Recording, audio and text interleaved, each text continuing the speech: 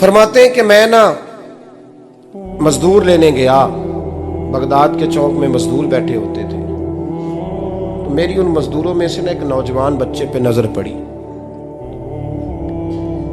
बड़ा कमजोर सा वजूद था, लेकिन चेहरे पर इबादत का निशान था। माथा बताता था कि नमाज का बड़ा ख्याल रखता है। मैं उसके करीब गया।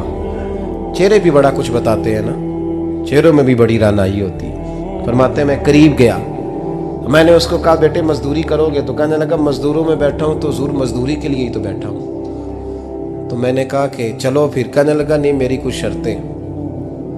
मैंने कहा बताओ। कहने लगा पहली शर्त यह है कि लोग 4 दिनार दिहाड़ी लेते हैं, मैं 3 दिनार लूँगा। मैंने कहा यार भाई तो बड़ी बेहतरीन है, बाकी भी इस तरह की रख ले।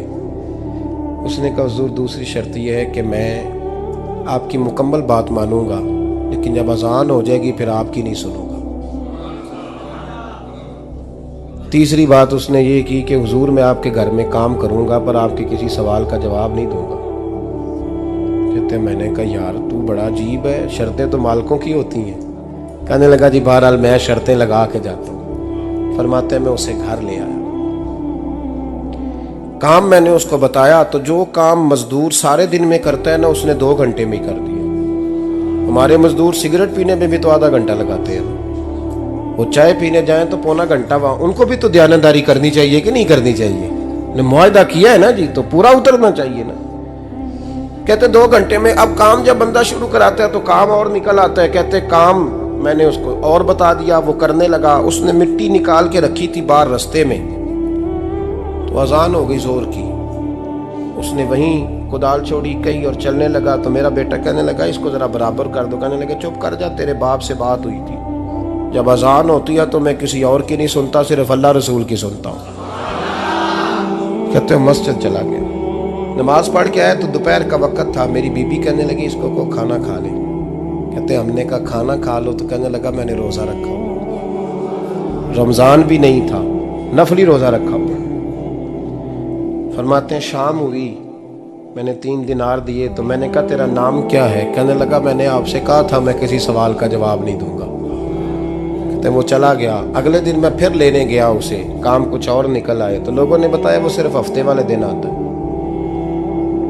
मैंने कहा क्यों? कहने लगे जी वो कहता है मेरा हफ्ते का खर्चा 3 दिनार है, जब 3 दिनार कमा लेता हूं तो बाकी सारा टाइम अल्लाह रसूल की जिक्र में गुजार दिया करता हूं। फरमाते हैं अजीब। अगले हफ्ते मैं फिर लेने गया, मैंने पूरा हफ्ता इंतजार किया कि काम उसी से कराना है। मैं जब गया तो मैंने कहा चलो। कहने लगा मेरी शर्तें याद है ना? और मैंने कहा याद है भाई साथ चल। फरमाते हैं काम कराया, 2-3 हफ्ते वो आता रहा।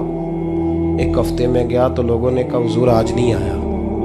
क्यों? कहने लगे बीमार हो गए। कहाँ घर है? कहने लगे बगदाद के कब्रिस्तान के पीछे जो कच्ची आबादी है उसमें रहता है।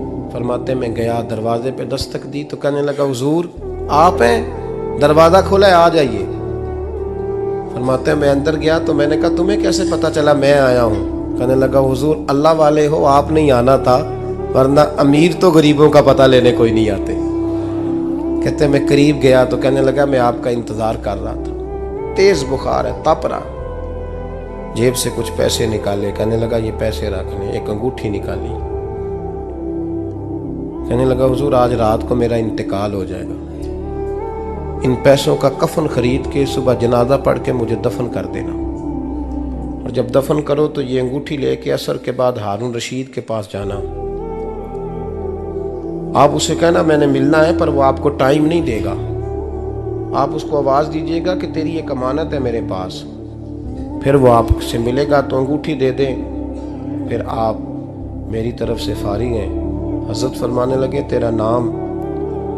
और कहने लगा हुजूर वक्त थोड़ा है,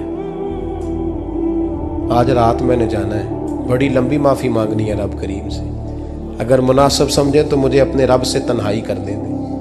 फरमाते हैं मैं आ गया पर उसकी बातों ने मुझे सारी रात सोने नहीं दिया। फरमाते हैं सुबह बड़ी मुश्किल से सूरज निकला, मैं गया दरवाजे पे हाथ रखा तो दरवाज़ा खुला हुआ था। अंदर दाखिल हुआ तो खुशबुएं मेरा इस्तकबाल कर रही थी। जब चेहरे से कपड़ा हटाया तो उसका तो इंतकाल हो चुका। इंतकाल हो चुका है, ऐसे है जैसे किसी का दीदार करके सोया। कहते मैं तो 2 आदमी ले गया था जनाजे पे, पर पता नहीं दुनिया किधर किधर से आई, कहां कहां से। अखां जदों मीटियां जमाना मैनू रोवेगा, अपना ते अपना बेगाना मैनू रोवेगा। फरमाते हैं मैं तो 2 बंदे ले गया था, पर पता नहीं मखलूक कहां कहां से आई। जनाजा पड़ा, दफन किया। हारून रशीद के पास में असर के बाद गया, मैंने बुलाना चाहा पर बादशाह था, मेरी तरफ देखा ही नहीं। मैंने उसको कहा तेरी एक अमानत मेरे पास है। फरमाते हैं वो मुझे कोने पे ले गया, क्या बात है, कमरे में बुलाया, मैंने अंगूठी दी। हारून रशीद तो चीखे मारने लगा, कहने लगा अंगूठी वाला कहाँ है? मैंने कहा वो तो इंतकाल कर गया। कहने लगा मुझे कब्र पे ले चल। कहते मैं कब्र पे लाया तो वो लेट गया, तड़प के रोने लगा। मैंने कहा मेरा कलेजा फट जाएगा, ना उसने कुछ बताया ना तूने बताया, ये कौन था? तो हारून रशीद कहने लगा ये मेरा बेटा था। मैंने कहा तेरा बेटा और मजदूर?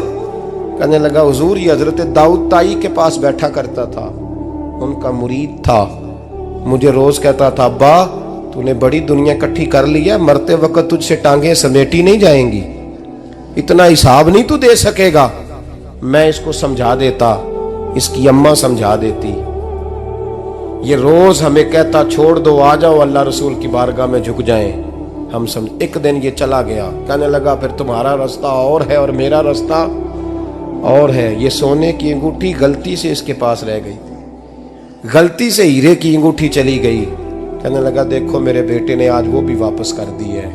फिर तड़प के कहने लगा हारून रशीद था तो ये मेरा बेटा, पर मेरा मुर्शद निकला, मेरा पीर निकला। भाई जिंदगी तो बड़ी थोड़ी है ना।